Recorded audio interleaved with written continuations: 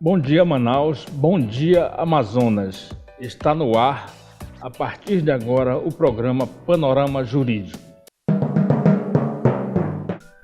E você pode participar através das redes sociais, telefones, WhatsApp e Facebook.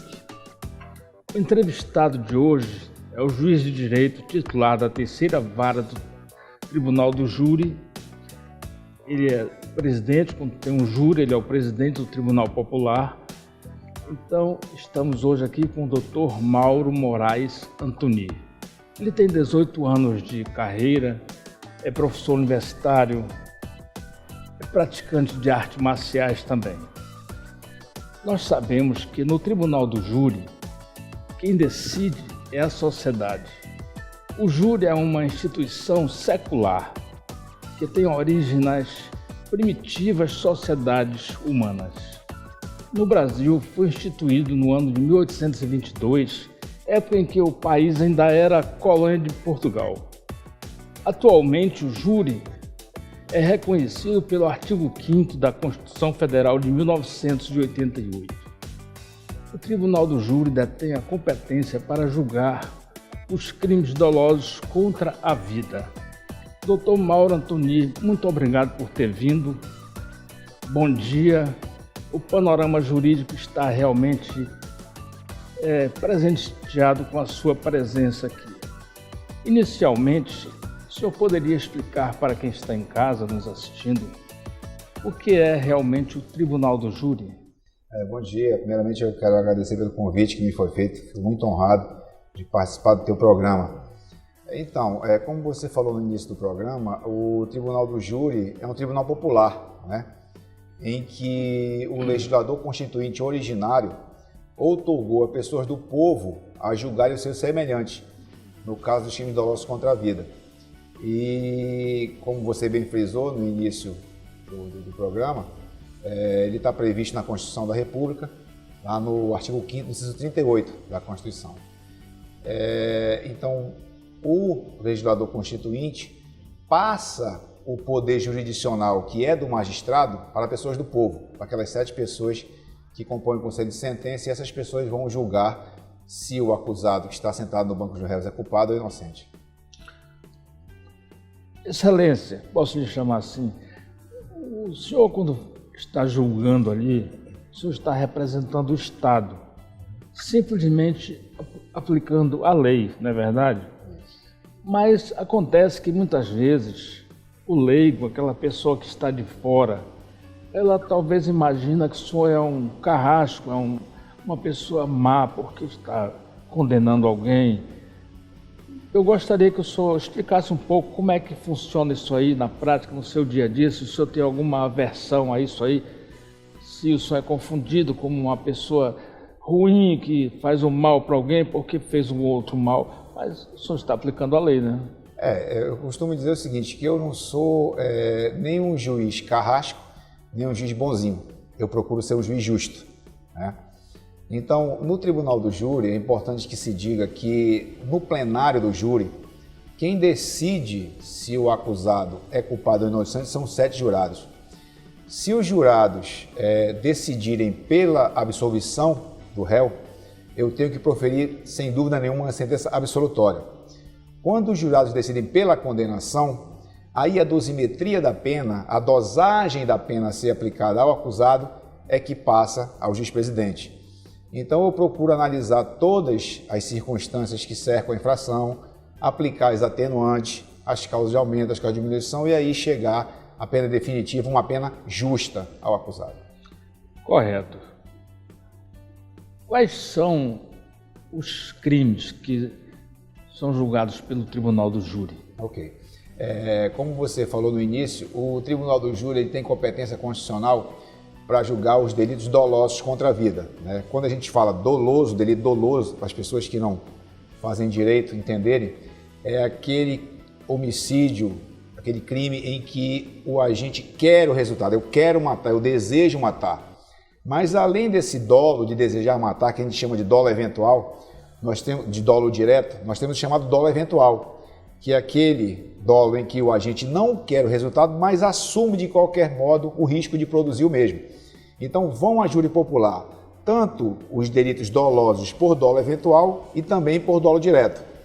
Quais os crimes que são da competência do júri? O homicídio, o infanticídio, o induzimento, instigação e auxílio ao suicídio e o aborto. São esses 4 crimes que são da competência originária do júri. Excelência, só para esclarecer um pouco melhor para o nosso público de casa, o senhor pode dizer melhor o que é infanticídio? Ok. O que é o infanticídio? O infanticídio é um delito especial em relação ao homicídio. Por quê? Porque o legislador, ao definir o infanticídio, fala assim: matar sob a influência do estado puerperal o próprio filho durante o parto ou logo após. Então, o infanticídio também é um homicídio. Por quê? Porque a mãe mata o próprio filho, né? Mas por ser um delito próprio, em que só a mãe pode praticar, para que ocorra o infanticídio é necessário o quê? Que a mãe mate o próprio filho, que essa morte do próprio filho, a mãe esteja sob a influência do estado puerperal durante o parto ou logo após. São essas elementares do crime de infanticídio. Perfeito. Recentemente, eu assistindo um programa de televisão, uma cantora de uma banda de forró muito famosa do Brasil, ela declarou para uma apresentadora que havia cometido um aborto. Mas ela falou aquilo com tanta naturalidade como se não tivesse cometido um crime. Então eu achei aquilo um absurdo, mas eu creio que o Ministério Público deve ter atentado para aquilo ali. Certamente ela vai responder por esse crime, porque ela não poderia declarar aquilo publicamente. Se ela abortou, tudo bem, mas ela foi, declarou, e tenho certeza que o Ministério Público observou isso aí e vai fazer uma denúncia contra ela, porque realmente ela pode ser famosa, mas todos estão sujeitos às penalidades da lei, não é verdade, doutor? Ninguém tá isento de responder pelos seus atos, nem o presidente da República. É verdade. Doutor Mauro Antoni, qual é o procedimento do júri na primeira fase? Só pode explicar, por gentileza? Perfeitamente. Para aqueles estudantes de direito e para aquelas pessoas que não estudam direito, o Tribunal do Júri ele é um procedimento, eu costumo chamar para meus alunos de procedimento especialíssimo. Por que é especialíssimo? Porque ele está previsto no CPP, no artigo 406 a 497, quer dizer, são 91 artigos. Então o Tribunal do Júri ele possui 2 fases, né? A primeira fase, que a gente chama de judicium accusationis, a formação da culpa. Essa primeira fase é idêntica ao procedimento comum ordinário. O Ministério Público oferece a denúncia, o juiz vai receber a denúncia. Recebeu a denúncia, o que o juiz faz? Manda citar o réu, para ele apresentar a resposta escrita no prazo de 10 dias. Depois do prazo da resposta escrita, se não for caso de absolvição sumária que não cabe no júri, o juiz marca logo a audiência de instrução.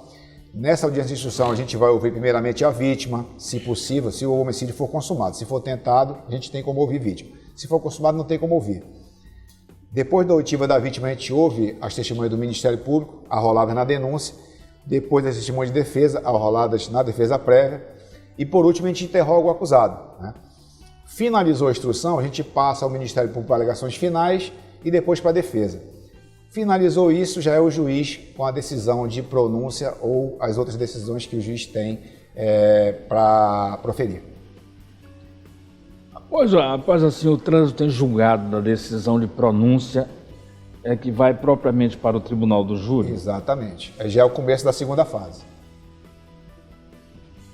Além da pronúncia, quais opções tem o magistrado ao final da primeira fase do júri? Ok.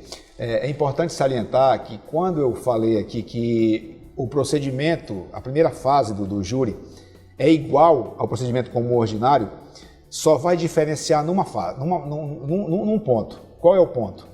No procedimento comum ordinário, no final da instrução, o juiz togado vai proferir uma sentença ou condenatória ou absolutória. No procedimento do júri já não é assim. No final da instrução, o juiz, se entender presente a materialidade da infração e que há indícios de autoria, vai pronunciar o sujeito, né? Pronunciar o réu. A pronúncia é a decisão que manda o réu, submete o réu a julgamento perante o Conselho de Sentença, perante o Tribunal do Júri. Mas além dessas decisões, o juiz tem outras 3 que ele pode dar. Quais são as outras 3? Se o juiz entender pela prova dos autos que não está caracterizada a materialidade ou que não está caracterizado indícios de autoria, ele vai impronunciar o sujeito, né? Essa impronúncia é uma decisão interlocutória mista terminativa. Por quê? Porque ela extingue o processo de julgamento do mérito, certo? Então o juiz encerra o processo ali. Outra decisão que o juiz pode dar é a absolvição sumária. Quando é que o juiz vai absolver sumariamente o réu? Quando está comprovado que não foi o réu que praticou a infração, pela prova dos autos. Quando está comprovado que o acusado agiu amparado por uma excludente de ilicitude ou de culpabilidade, ele vai absolver sumariamente. Essa é a outra decisão que o juiz pode dar. E a última decisão é a desclassificação. O que é a desclassificação? A desclassificação nada mais é de que uma decisão declinatória de competência. O juiz vai dizer que vislumbra pelas provas que tem nos autos que aquele crime que o Ministério Público atribuiu ao acusado não é da competência do júri e vai mandar para a vara criminal comum mediante distribuição. Perfeito, muito bom. O senhor poderia explicar como é o procedimento no julgamento em plenário? Porque o nosso público de casa, além de ter operadores do direito, juízes, promotores, advogados, estudantes de direito, temos também o pessoal interessado, que hoje em dia todas as pessoas têm um conhecimento amplo em tudo na vida, com a internet, com a televisão. Muitas vezes a pessoa quer entender bem uma entrevista dessa, apesar de não ser do meio jurídico, mas é importante esse esclarecimento, né? Então vamos lá, nós já esgotamos a primeira fase, né, que é o juízo de acusações. Nós vamos começar agora a segunda fase, que é o julgamento em plenário, que a doutrina chama de judicium causa, julgamento da causa. No dia do julgamento, da redação do julgamento em plenário, o que primeiramente a gente faz? A gente faz a chamada dos 25 jurados. Estando presentes 25 jurados, estando presentes no mínimo 15 jurados, a gente instala a sessão, né? Se tiver presentes em plenário menos de 15 jurados, ninguém pode instalar a sessão, que é por falta de quórum. Instalou a sessão e a gente vai fazer o sorteio dos jurados, né? Primeiramente. Aí, desses 25 jurados, vamos sortear 7. Né? Eu sorteio o nome do jurado, o jurado se levanta, eu pergunto primeiramente à defesa se aceita, depois ao Ministério Público. Defesa e MP têm direito a 3 recusas, né, imotivadas. Composto o conselho de sentença, o acusado já está lá, sentado esperando o julgamento, a gente vai fazer o juramento do conselho de sentença, isso está lá no artigo 472. O jurado se levanta, todos se levantam para o juramento, aí eu vou fazer a exortação ao jurado, eu digo assim, em nome da lei, consinto-vos a examinar esta causa com imparcialidade e a proferir a vossa decisão de acordo com a vossa consciência e o ditame da justiça. Aí chama o jurado nominalmente, um a um, ele estende o braço direito à frente e diz assim, assim eu prometo. Aí todos sentam, né, e a gente vai começar a instrução em plenário. É interessante salientar que o procedimento do júri, eu não conheço, para as pessoas que estão assistindo o programa, eu não conheço nenhum concurso para a carreira jurídica que tenha na sua ementa o tribunal do júri, que não caia uma questão de júri. Porque o procedimento do júri ele é muito complexo, ele é muito... Vou te dar um exemplo. Na primeira fase do judicium accusationis, quando a gente vai ouvir a testemunha, quem pergunta a primeira testemunha diretamente é o Ministério Público. Depois a defesa também diretamente, né? E no final o juiz, se achar necessário. Isso está no artigo 212 do CPP. Já em plenário, a instrução já muda. Quem pergunta primeiro é o juiz. Depois o Ministério Público, se a testemunha for arrolada pelo MP, e depois a defesa. Se a testemunha for arrolada pela defesa, quem pergunta primeiro é o juiz. Depois a defesa, depois o MP. No final, quando as partes terminam as perguntas, quem pergunta é o jurado. Só que o jurado não pode fazer pergunta direto à testemunha, nem à vítima, nem ao acusado. Tem que fazer por intermédio do juiz. O jurado pergunta ao juiz e o juiz filtra a pergunta e faz a pergunta à vítima, à testemunha ou ao acusado. É bem diferente o rito, né? É bem diferente. Aí, continuando o rito. Depois que a gente termina a instrução a gente vai ouvir a vítima, se possível, testemunha do Ministério Público, testemunha de defesa e, por último, o interrogatório do acusado. Quando termina o interrogatório, ele passa para os debates. Aí já é o Ministério Público falando e a defesa. Quando é um réu só, 1h30 para o Ministério Público, 1h30 para a defesa. Quando é mais de um réu, 2h30 para o Ministério Público, 2h30 para a defesa. Quando a defesa terminar, se o Ministério Público quiser ir à réplica, se for um réu só, mais 1 hora para o MP. Se for mais de um réu, 2 horas para o MP para a réplica, 2 horas para a defesa para a tréplica. E assim a gente termina o debate. E vamos para fazer a aquisitação ao jurado. Ótimo. Excelência, nós temos uma pergunta. Se for possível, o senhor informar para o nosso público de casa, que é seu fã, inclusive. Muito obrigado. Que está bombando aqui a internet, tantos contatos.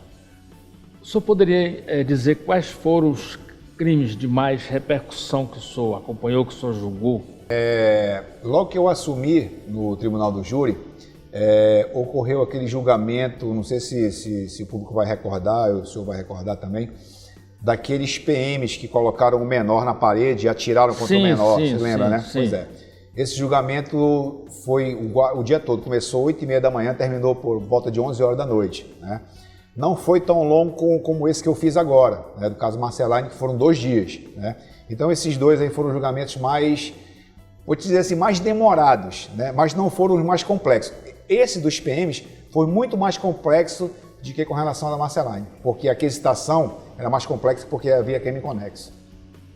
Sim. Então teve esse caso aí da Marceline, tem o caso dos PMs, né? Isso. Parece que teve mais algum outro, que eu não me recordo agora, que o senhor também administrou. Tem uma pergunta nas redes sociais aqui. Diz o seguinte: as testemunhas residentes fora da comarca do júri, elas são obrigadas a comparecer para uma audiência? Boa pergunta. Quando o Ministério Público arrola a testemunha, isso já está pacificado, não na doutrina como na jurisprudência. Quando o Ministério Público ou a defesa arrolam uma testemunha que reside fora da comarca, o ônus de apresentação dessa testemunha é da parte. Né? Porque senão a instrução não corre mais. Né? Porque vão dizer assim, não, a testemunha, vamos supor, o Ministério Público arrolou uma testemunha que mora no Japão. Né? No caso, o MP que tem que levar a testemunha. Sim, o ônus, assim como a defesa. O ônus é dele, ele arrolou, mesmo que ela more fora Agora, se da a praça, testemunha residir em Manaus, a testemunha é devidamente notificada para a audiência, não comparece, se o Ministério Público insiste no depoimento dela ou a defesa, a gente tem que mandar conduzir coercitivamente. Perfeito. Pois é, doutor, nós temos agora um pequeno intervalo. Nós voltamos já, estamos entrevistando o juiz de direito, Dr. Mauro Antoni. Logo depois retornaremos. Não sai daí, é bem rápido. Quem me vê correndo assim, nem imagina que eu já tive tuberculose. Se você tosse por mais de 3 semanas, procure a unidade de saúde do SUS e faça o teste grátis. O tratamento também é gratuito, não pode ser interrompido. Vai por mim. Tuberculose existe, mas tem cura. Ninguém merece perder o fôlego por causa dela.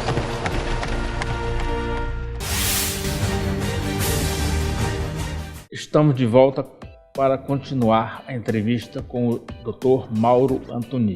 Dr. Mauro Antoni, como se procede com a incidência do princípio constitucional do indúbio pro réu? Quando o juiz tem dúvida se houve autoria daquele acusado, se ele vai condenar aquela pessoa, mas na dúvida, se ele tem dúvida se ele é inocente ou culpado, como é que o juiz decide nesses casos? Ok. Com relação ao princípio do indúbio pro réu, no tribunal do júri, especificamente no tribunal do júri, a gente vai ter que fazer uma divisão. Qual é a divisão? Existe a vigência do princípio do indúbio pro réu na primeira fase do júri e da indúbio pro réu na segunda fase do júri. Na primeira fase do júri, do judício acusações, não vigora o princípio do indúbio pro réu. Por que não? Se o juiz tiver dúvida se o acusado agiu em legítima defesa ou não, ele vai pronunciar o acusado. É como se dissesse assim, o juiz dissesse assim, eu não tenho certeza disso, decidam, senhores jurados. Então, na primeira fase do júri, vigora o princípio do indúbio pro società. Na dúvida, em favor da sociedade. Desse jurado decidir, entendeu? Já no plenário do júri, no dia de julgamento do júri, aí sim, o Ministério Público vai ter que provar aquilo lá, porque se ele não provar, na dúvida, o jurado tem que absolver o acusado, entendeu? Aí vigora o princípio do pro réu, já no plenário do júri. Ótimo, perfeito. Excelência, quero lhe fazer uma pergunta que o pessoal quer saber também. É muito difícil trabalhar nessa função de juiz do Tribunal do Júri, onde o senhor pega causas e mais causas complexas, pessoas que realmente cometeram crimes. O senhor vive tranquilo, o senhor ainda anda com muitas seguranças, ainda é complicado viver numa sociedade onde o senhor trabalha nessa função? Assim, eu já recebi, ao longo da minha carreira, principalmente quando eu vim aqui para Manaus, várias ameaças de morte, né? Nunca recebi ameaças diretamente, mas a pior ameaça que tem é aquela ameaça velada, né? Que a pessoa faz chegar até você o teor da ameaça. Mas, graças a Deus, hoje em dia está mais tranquilo, né? Eu sempre, nas minhas decisões, eu procuro estudar bastante. Eu sempre fui um juiz que, na feita que eu tomo uma decisão, eu vou até o final com ela. Penso muito em tomar, mas quando tomo, vou até o final. O juiz que atua no júri, a gente lida com o bem mais valioso do ser humano, que é a vida, né? Então, quanto vale uma vida, né? A vida não tem preço, não tem preço a vida, né? E, infelizmente, eu posso te falar que hoje em dia a vida está banalizada. As pessoas banalizaram a vida. Tem gente que mata porque o outro não ofereceu um cigarro, tem gente que mata porque o outro não ofereceu uma bebida, sabe? Então, por vários motivos, sabe? Então, essa reprimenda, ela tem que ser severa, né? Eu entendo que o Código Penal, que é de 1940, prevê no homicídio simples pena mínima de 6 anos. Pô, isso é desproporcional. Uma vida não vale 6 anos. Não vale, vale muito mais, né? Tanto é que toda vez que eu vou proferir um decreto condenatório com relação ao homicídio simples, a minha pena base parte do mínimo de 9 anos, que eu acho que é pelo menos um proporcional ao crime que o rapaz cometeu. O senhor entende que o rigor da pena diminui o índice de criminalidade? Se ela for executada, se a pessoa não tiver certeza da impunidade, sim. Infelizmente, o que acontece no Brasil é o contrário. Doutor, uma pergunta curiosa, só para nós, o público de casa, termos um pouco de noção de como está a sua mente sobre essas questões. O senhor é favorável à pena de morte? Não. Não, né? Não. Eu vou te dizer por que não. Porque o judiciário, a polícia, né? Infelizmente, eu dou o maior valor para o trabalho da polícia, certo? Eu acho que o trabalho policial é de extrema importância para você aclarar, desvendar crimes, né? Só que esses policiais, eles trabalham sem nenhuma estrutura. Isso não estou falando da polícia do Amazonas, não estou falando da polícia de todo o Brasil, né? O policial sai de casa para matar um leão por dia, certo? Então, assim, se a gente tivesse estrutura de investigação, se nós morássemos em outro país, vivêssemos a realidade de um outro país, dos Estados Unidos, por exemplo, aí eu seria a favor, porque o erro seria mínimo, certo? Só que no Brasil não tem estrutura e haveriam muitos erros judiciários. Os Estados Unidos têm alguns estados que têm a pena de morte.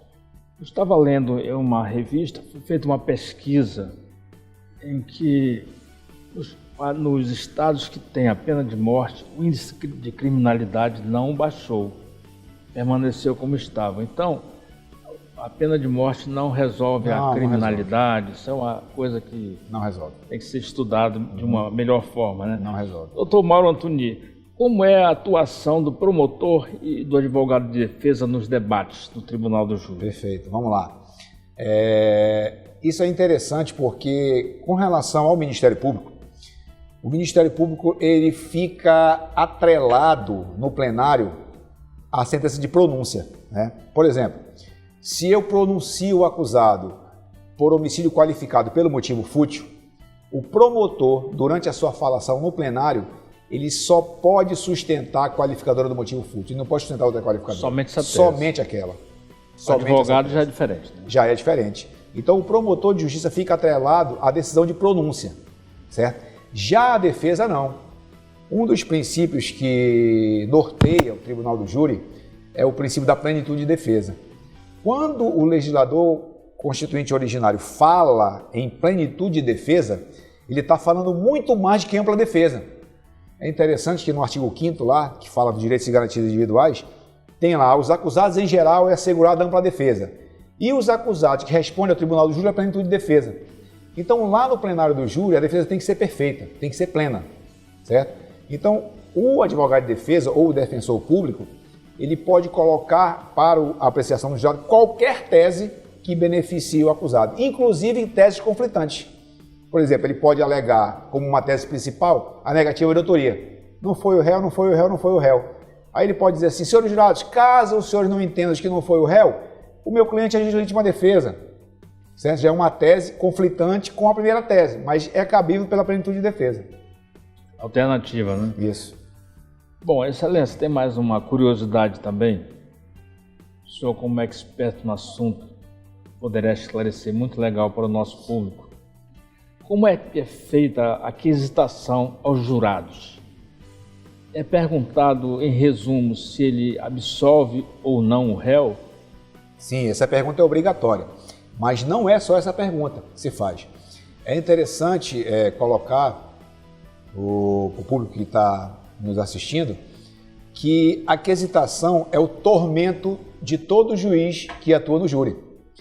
Por quê? Porque a quesitação ela vai se basear na pronúncia, mas também no que a defesa alega em plenário, certo?